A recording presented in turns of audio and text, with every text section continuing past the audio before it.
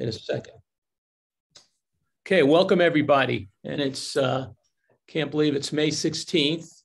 It's going to be 90 degrees at a few days from now, which is sort of scary. It feels a little too early for that, but we're New Englanders, so we're used to these weather patterns. Today's session is really focused. You know, you may recall, for those of you that attend regularly, in November, December, and perhaps January, we had 3 sessions all together on what families and individuals were experiencing during the post-COVID, or I don't know if it's post with the surge going on, maybe the COVID endemic, I'll call it, because it's ongoing. And that session, those sessions gave us a lot of information, and we advocated for more outreach for individuals and families that are stuck. And I have some good news. We have a meeting scheduled with one of the regions of the state to test a pilot for more outreach. Something, you know, that's really important given that life is far from back to normal.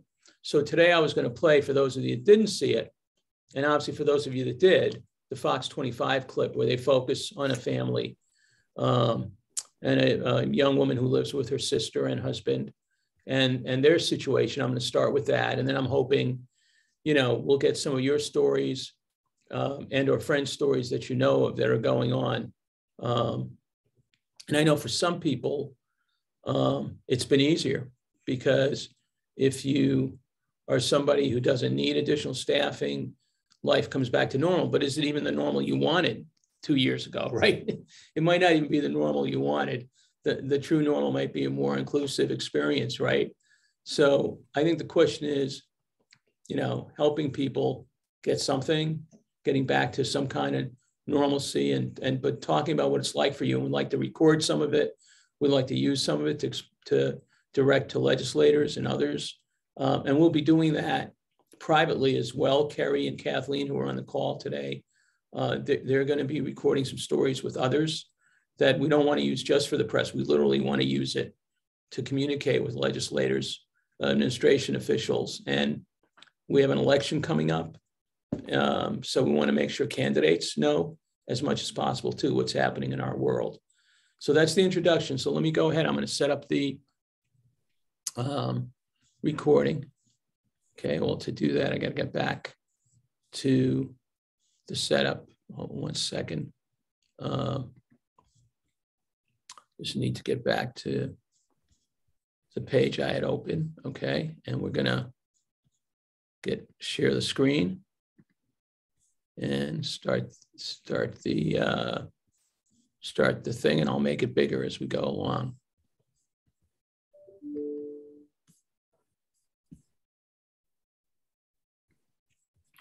Hold on. I'm not hearing it, so you're not hearing it. Let me make it smaller so I can figure out. Oh, here it is. It's on.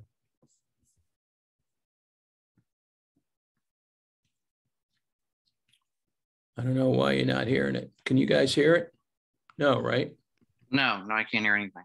No, what you have to do is you have to programs. Investigative reporter Ted Daniels. Oh, there you go. Families desperate for help, and Ted, you have to share your sound. So why they feel that way, Vanessa and Mark? Well, everyone else is moving on with life. Adults with disabilities are still living like it's a lockdown. They're stuck at home and stuck on screens. We wanted to know why more isn't being done to get services back to normal. There you go. See, that's me now. Hi.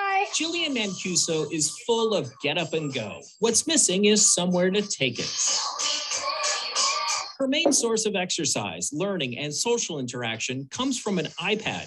It's been that way since March 2020. I love seeing all my friends. I've been moping around because I miss them. Jillian lives with her sister and her husband in their Billerica home. They both work full-time jobs. There are times she can't get on Zoom. I'm on a call, he's on a call, and I'm like, Jillian, you're just gonna have to miss the Zoom. Before COVID, Jillian attended an in-person day program 5 days a week. She was out of the house, learning life skills with friends. And what happens? Pandemic. Tell me some of the changes in Jillian. It's devastating to me how much she has lost in terms of her social, emotional, physical, mental.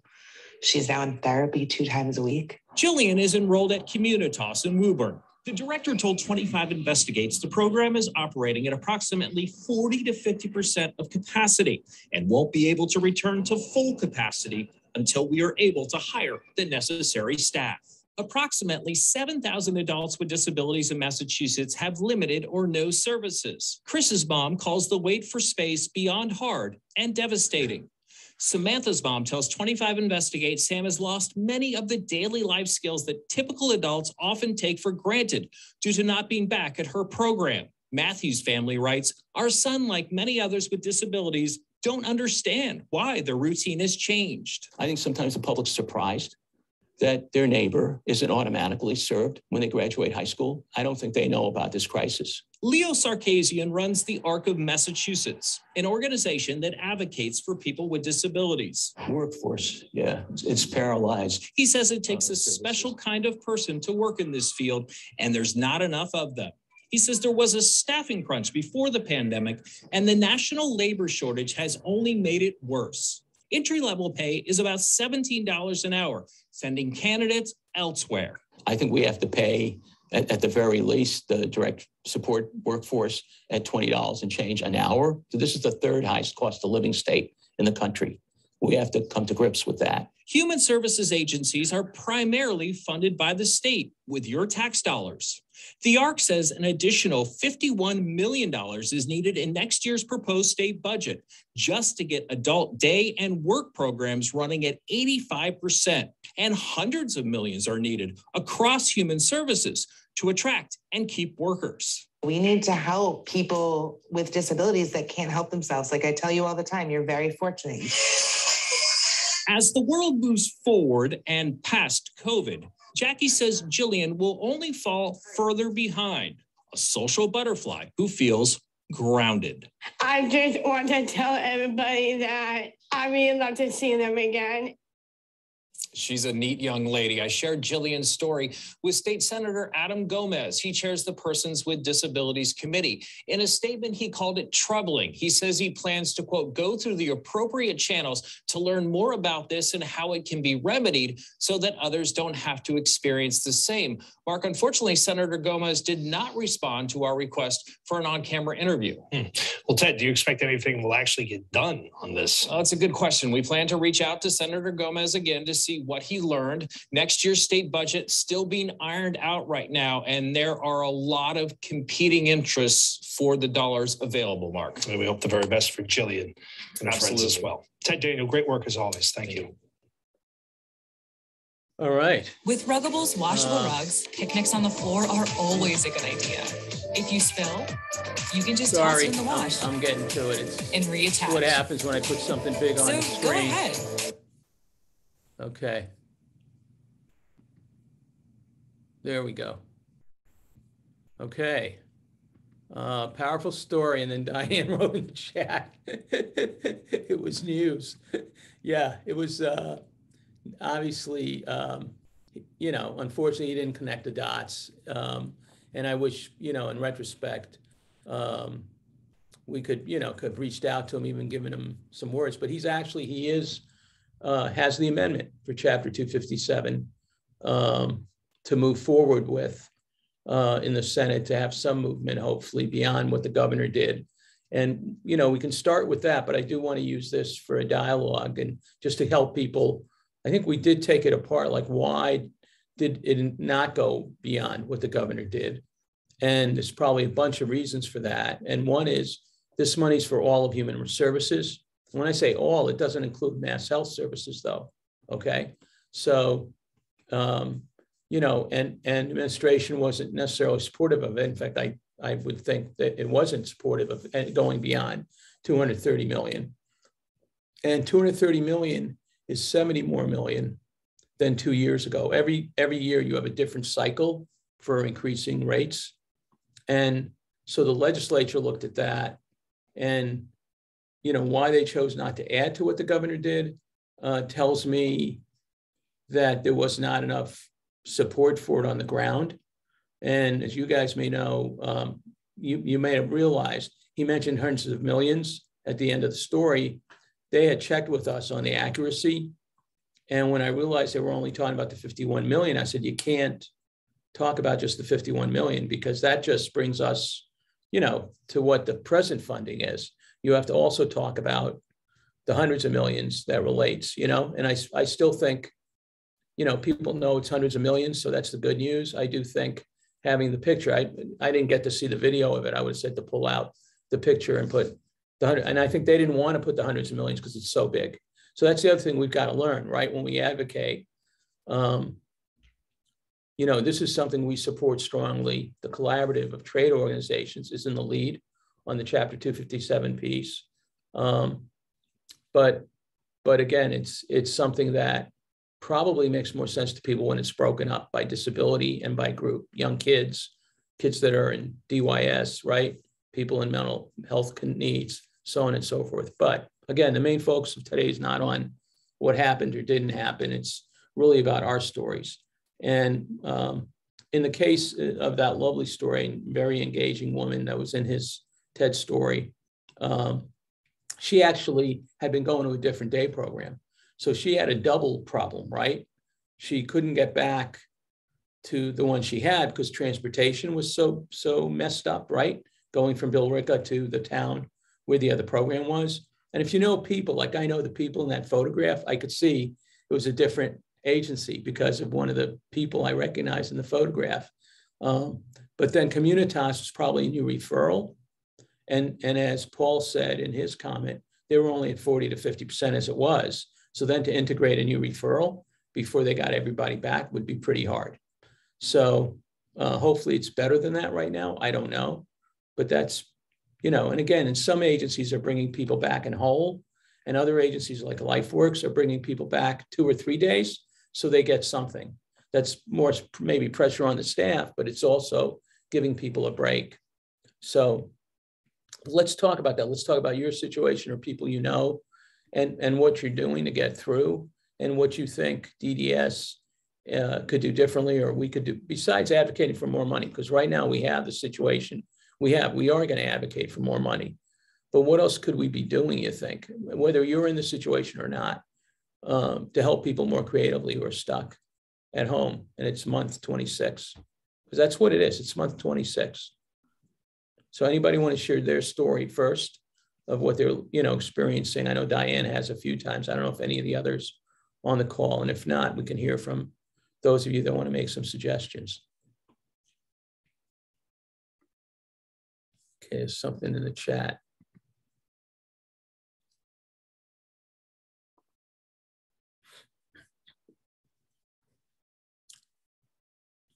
Okay, I'm gonna come back. If we have time, we'll come back to that, Diane. I want to just focus on the human piece for a while.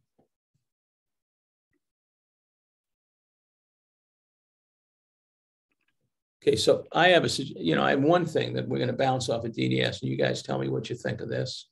One idea would be to have an area office or two that are close to each other, to build groups of individuals and families where they could find out what they're struggling with and try to help them develop local problem solving. Okay, so maybe there's a way to hire people together. Maybe there's a network in their family, and figure out flexible funds outside of the agencies that allow them to recruit people that are not necessarily working at the agencies and don't want to. They don't want to work full-time. They just want to work part-time. They'll work with a few people in the community to do activities. Maybe they'll do it in conjunction with a Y or some faith group or some other civic group. So that's one idea of trying to help, and the people themselves to look at what connections they have in their community. That seems to be one roadway, you know, I can think of, and my colleagues can think of. What do you guys think of other pathways for people given the situation with the workforce? I think maybe now is the time to investigate natural supports. In other words, looking at what exists in the towns in which these people live that might be similar to what they were getting at the day program, to see if there's a way they could become part of that. So if they're older, right? For example, based on what you're saying, Jassy, maybe there's a senior center that's very active in the community. And so if they're 55 and above or 52, you know, maybe even a little younger, they could be part of that. If there's a recreation center, for instance, or even the library, or, you know, there are different civic organizations in a town that do different things, that have activities for people. That's what I'm thinking. Yeah. So Randy said, what about the clubhouse model? Well, now you're getting, so you're servicizing the idea, which means these, and it's not a problem. I think it's an interesting suggestion, but the problem, maybe there's a local way to do that, Randy, that we don't necessarily, maybe we have a provider do it, but maybe it's a faith organization that does a clubhouse idea for at least a day a week, 2 days a week, sort of fit in with what Giassi was saying. And figure out a part-time strategy is your suggestion, Randy. So maybe someone's active in a church, a lot, you know, it could be anything, library, synagogue. It could be, I'm stuck with, you know, faith entities, but there's other things. And I know, for example, one of the representatives, I think Representative Garlick told me Newton was doing an incredible job, their recreation program during COVID, offering activities so people could see friends. And she's not even, I don't think, well, I know she's not a Newton citizen, but it's next door to where she lived and her daughter lived. So there's examples of what, like you said, recreation program could do. And then somebody else, I think maybe Diane, suggests self-direction. Well, this is the thing, like, how do you help people do self-direction in their, and there is self-direction spiked, right? But at the same time, somebody's got to help people connect to their local communities that they're not even thinking about. So people might have connections. What's an example of something else other than what Giassi said that we're not even thinking about? Lisa just said, well, self-direction is limited on how many hours are involved. And you're right. You end up, because it's individualized, you do end up losing hours. That's true.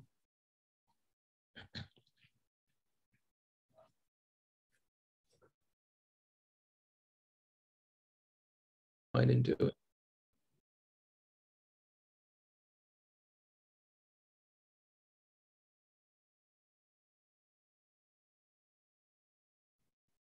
Any other ideas like that? You know, during the report, it was mentioned that sometimes she can't get on Zoom because her sister and her husband are on Zoom, and it made me think of the technology piece. Isn't there an agency that rents computers to people? So yeah. She could get, there's a way she could get on Zoom, even because if she could have a dedicated line or some other kind of. Right, and you know, and that's a good question. Like, was that an issue of having access, right? Even bandwidth, right? So they might need more bandwidth too. So that's a great point. So Giassi, that helping people with an iPad, helping people get equipment. And then I think Randy suggested,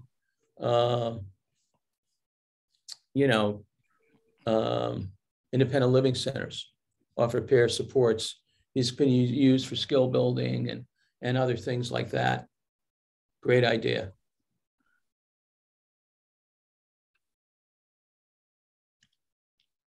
And then I think Lisa said something about DDS is an allowance for families to get iPads and things like that. Okay, and Lucy says, how about a public service announcement? Exactly, something coordinated that we could get students engaged locally. It might not be something that works for the agencies.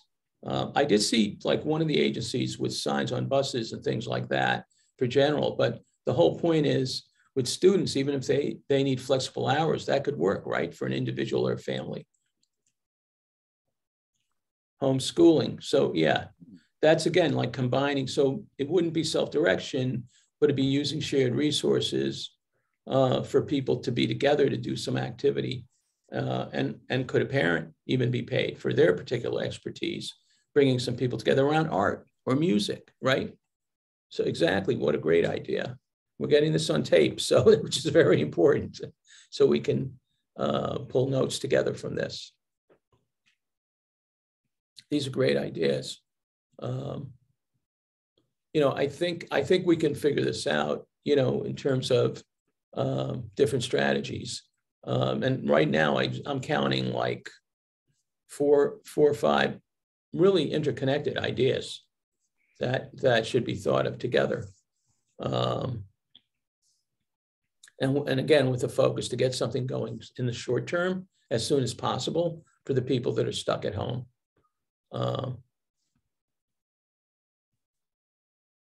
Anybody else with a suggestion? Feel free to come on to talk about it.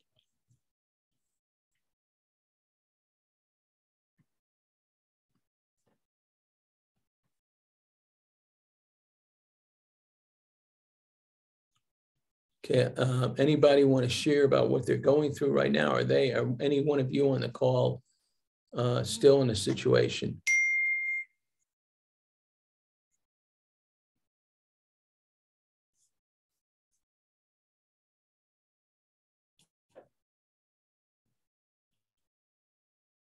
Anybody know somebody you want to share a situation that people are dealing with? Go ahead, please. Lisa, please. Yeah, my son will be turning 22 in June. So I had to pull him out of school. So the school has been kindly to pay for an old ABA aide that works with my son during the day, only a few days a week. But he'll be turning 22. So now finding self-direction, they're aiming me towards a day program because the funding for either one doesn't seem to be. And then they're saying, well, day programs have a waiting list. Right. I also work with families. I work with Seven Hills. I'm a family support specialist. So I hear lots and lots of stories of all the frustration. So DDS has a flex funding, which will, if the families request an iPad, or if they need assistance with charter or whatever funding to get they have done many, many iPads over the last 2 years. But it's just the connections that we need these people out with friends and stuff being home. I work both home and school. So, I mean, at the office, and it's hard to make him safe. Right. If you've got to go in. So Lisa, go in, so it's like coordinating everything. You've got two hats. Yeah. I think, I do want to talk about turning 22 a bit because it's a particular situation, right? Where it's like the situation. I can't remember the young lady's name. I've seen that tape twice. Who's with her sister and Bill Ricca, but you have what she experienced. In her case, she wasn't 22; she's older. But because she left her existing day program because she had to, wasn't her choice. It's almost like she's turning 22. She's at the end of the line. Okay, and then. But the piece about the iPads and all that, are you finding that continued pretty well after the first several months? Because what we were saying, depended on the area office and part of the state. They were really, doing the flex requests in the beginning of the pandemic. Now it's stopped. Right. Now they need activities to do. They need to, the flex for respite. There's no respite workers. So how do you find someone to be with them? And with all the restrictions, they can only stay at their house, walk around the neighborhood 6 feet apart. We even bought pool noodles. So it's a visual 6 feet apart. Yeah.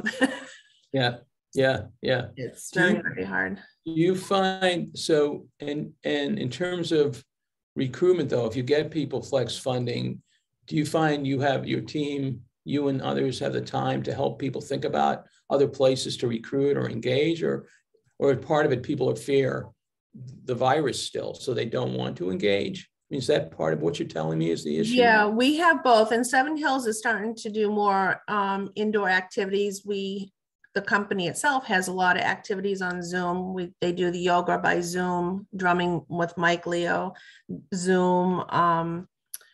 But like my son, he can't do Zoom. He gets very frustrated and angry. So we can't do Zoom trivias and all that fun stuff that others can do. So we're kind of limited on that end too. So it's hard to find out where that individual is able to comprehend and to have fun doing it and not get frustrated. Yeah. So in your family support center, if people are saying, I really need Bill or Janet to have a physical activity with someone, are people have the time to problem solve with them or no? We've been sending out our newsletter. The summer newsletter went out, and they just did birdhouse painting Saturday, and we had about 8 people show up.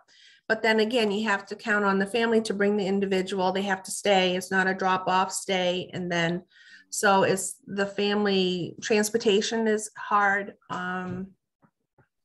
So what I'm hearing you say, it's more related to like sponsoring a group activity versus we're trying to get problem solving the stuff. You know, and people might be nervous about problem solving stuff because we're asking people to do something different, right? We're asking service coordinators, we're asking family support folks to help people almost like do person-centered planning on a micro level, right? But I think that's what we need right now. I don't think, based on what you're describing, and then your son's going to be facing on the flip side now for the personal side, heck of a time trying to get into a day program. And he's nervous because he's been out of school for 2 years. So we're going to go visit next week. And he's like, I'm nervous. So I'm like, here we go again, you know, baby steps, you know, to introduce. Well, change is not, it's very hard for them. Change is hard. New people, new routine. And then I'm with a lot of families that they're at the point of even doing Zoom by therapy, they're not able to interact, and they're just, you know, they're closing in, the world is closing in on them. They need to get out. And how do we do this? It's very frustrating. I can't like imagine. Starting from day one, it's like, oh my gosh, you know, let's do 45 minutes or a half hour.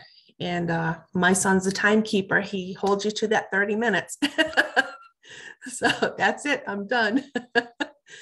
So, I wonder if people who are stuck at home, excuse me, we should maybe somehow connect them so they could almost be like a support group for them, for each other. Well, that was the idea. That was the idea with having an area office host calls, right? So you could both do that, but also start problem solving. But I think Lisa showed us how difficult, like people don't readily do that because it is like micro person-centered planning. Diane, you want to say so? Hi, Anna. And it's with Diane there. I can see on the screen. Hi. How you doing? Hi. Yeah, you know, I don't have any great suggestions other than, you know, you go back to a resource scan of the area. You know, I know in our area there's a music therapy place. Self-direction just seems to be something that's very amorphous. It's hard to get a handle on. I know that money's attached to Anna, but I've asked about self-direction and there's been no response for weeks. And I know that a lot of folks report, A, it works very well, or B, their service coordinators deny it or basically discourage it. And I think that there's money there that isn't coming to folks. So, you know, we can talk about how we do need the increase in the budget. We do need staff. I'm terrified that, you know, somebody be hired today and she'll go back tomorrow and it'll be a disaster because they have no clue how to work with these folks. So there's a lot of competing and conflicting things happening here. But I think, you know, doing a resource scan, if the area offices did that or got people together, that would be great. But they have to start putting money out into their program called self-direction, even if you can't hire individual people for that.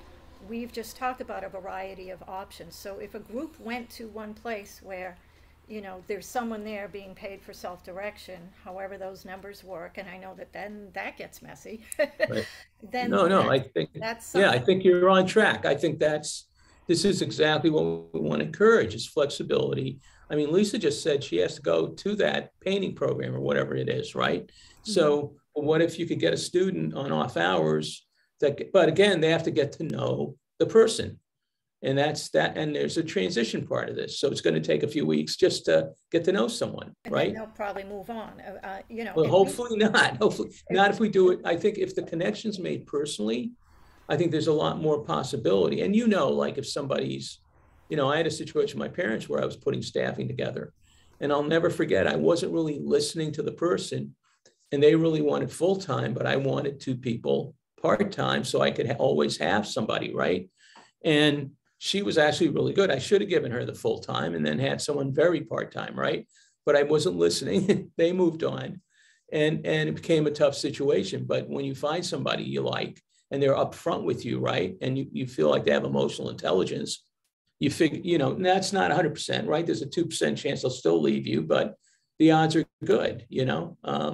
I know someone who had self-direction and they had 3 staff for their son, and they actively decided to tell the 2 of them, I'm sorry, because they knew they needed somebody and very few people interacting, right?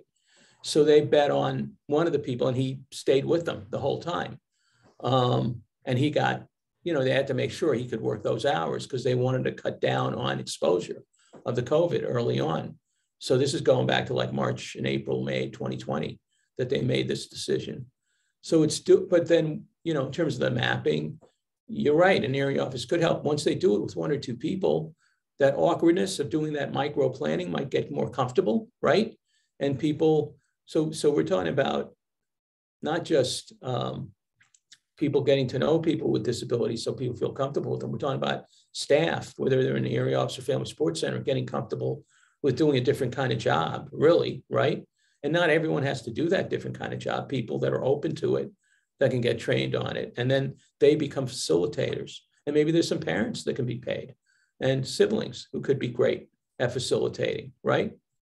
You know, who have studied their community. If someone's done it for their son already, wouldn't that be a good person to recruit to help someone else do it? And then Lucy was saying, what about weekend activities? I don't know if I mentioned that before, it's on the chat, where you can, you know, maybe people who work during the week would be available. And that's not a bad idea. When you're home full time, the days all blend together, and Yeah.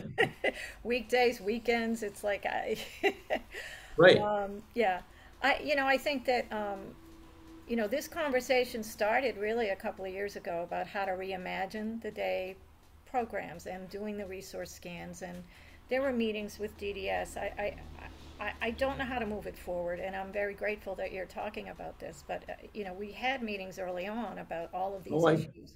I agree. They just seem to have dissipated. I think momentum was lost. I mean, it was a pandemic. It was hard to carry things, but a lot of folks, I think in the industry are just old school and just haven't,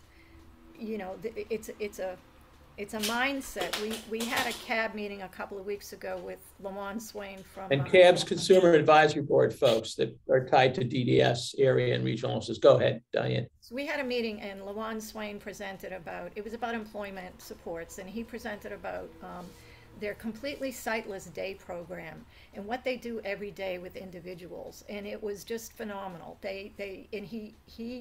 What was important about it was he talked about how he had to change his way of thinking, and he had to find staff who could change their way of thinking too. We're not bringing people in to sit them at a table every day for 6 hours and do things they don't want to do because that's the plan. We're taking them out and doing things that are tailored to the individuals. And he also mentioned that they had a virtual program, and Anna and I jumped on it one day, and it was one woman who just does a show all day long. She was awesome, and she engaged folks. It was very exciting. So there's a real difference, variety across even day programs, and we connect to a few virtual things, one of which has a terrific art program. It's therapy for me. So sometimes it's overwhelming to look at what are all the things out there. Yeah.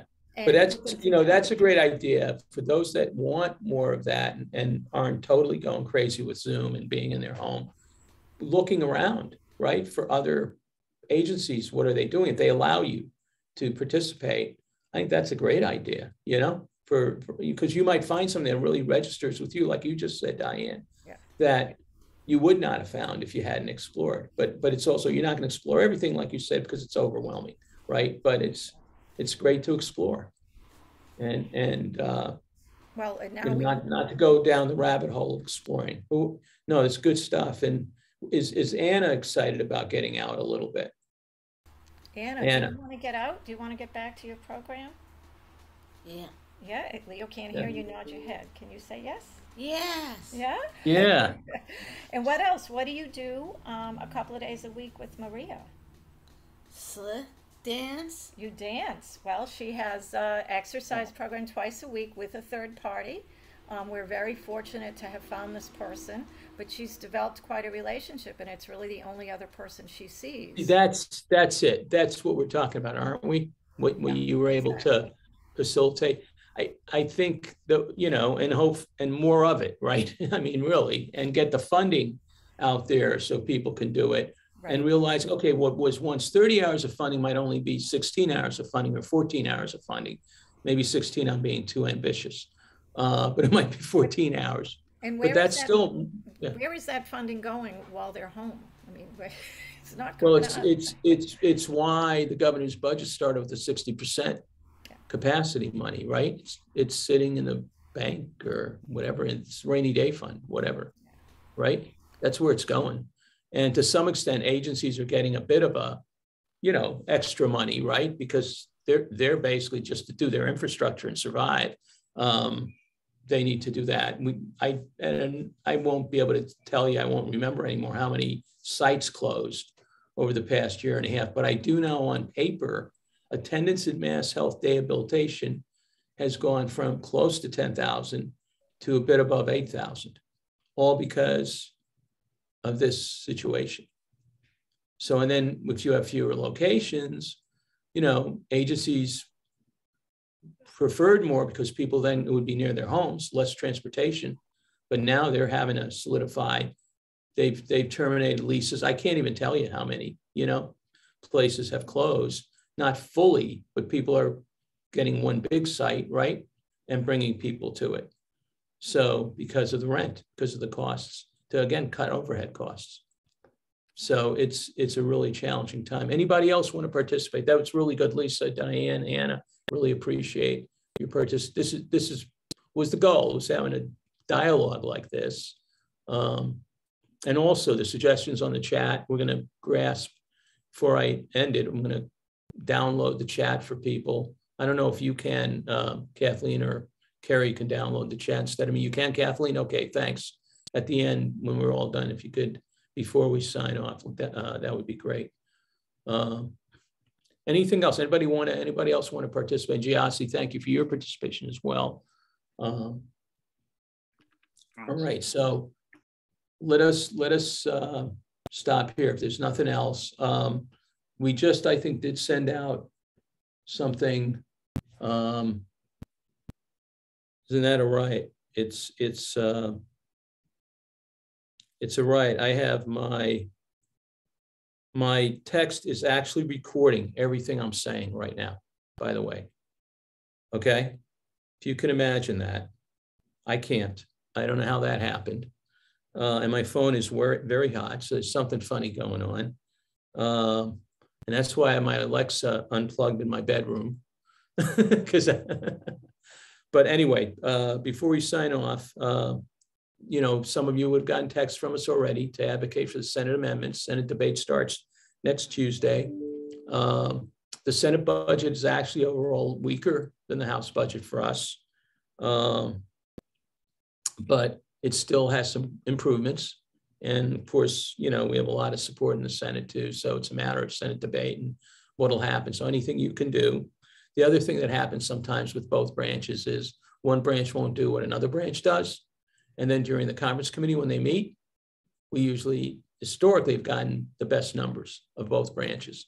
So that doesn't mean, you know, there's no interest in that on the Senate side. It just means they're also thinking ahead of, you know, other things that are important, and then hope to basically back us during the conference debate, you know, which will happen between the two branches in June sometime. So if you could email your senators now, that would be awesome. And yeah. Yeah, I'm sorry. I did want to get back to my comment on, you know, has the advocacy included sort of the cost of not increasing staff salaries, the cost of families being out of work to stay home and take care of their loved ones, the cost of increased hospitalizations of people continuing to be at home and having mental health issues, et cetera, just the notion of not having any activity. Has the downside of this been in any way quantified? Well, not in that way, Diane. I think we did that with the workforce report a few years ago, but I don't think we showed savings, right? That would happen in one of our addendums. But in this case, we were backing the trade organizations, and they put out a 2-page document. And then I think you've seen our thing, which is even shorter. But yeah, so I don't think so. I also think, you know, I just think there's a lot of work to do to say, hey, we feel marginalized. And in addition to the hard facts of what happens when you don't invest in people with disabilities, like you're saying. So, right. I mean, no, but I don't think. Yeah. And their families. I mean, people cannot sustain this. You know, it's not sustainable for families and their individuals to be home all the time. And those turning 22, those turning 62. So there's just going to be a lot higher cost in the future if this isn't taken care of. No, I agree. I agree. I'm not saying it that well, but you know what I mean. No, you said it well enough. So thank you. Thanks for the participation. Really appreciate it. And thank you for those points. We're going to get the chat. I'm going to copy it, Kathleen. If you do that now, that'd be great. And everybody next week on transportation. And I know we're going to have some interesting stuff. Is there anything else happening, Carrie, that you want to share coming up soon? Just on Wednesday is our kind of like a ask questions hour. If you have any kind of questions about resources or services, or feeling stuck on what to do next, we meet once a month. Kathleen Amaral and I facilitate it, and it's on Zoom. So you're welcome. Last month we talked all about self-direction. So the subjects and the you know, the topics really change according to the people who are on the call. So you're welcome to all come. It's like a problem solving, right? Yeah. Call. Great. Yep. Sounds great. All right, everybody. Great seeing your faces. Great connecting, and look forward to seeing you again soon. Have a great week. Take care. Bye-bye. Bye.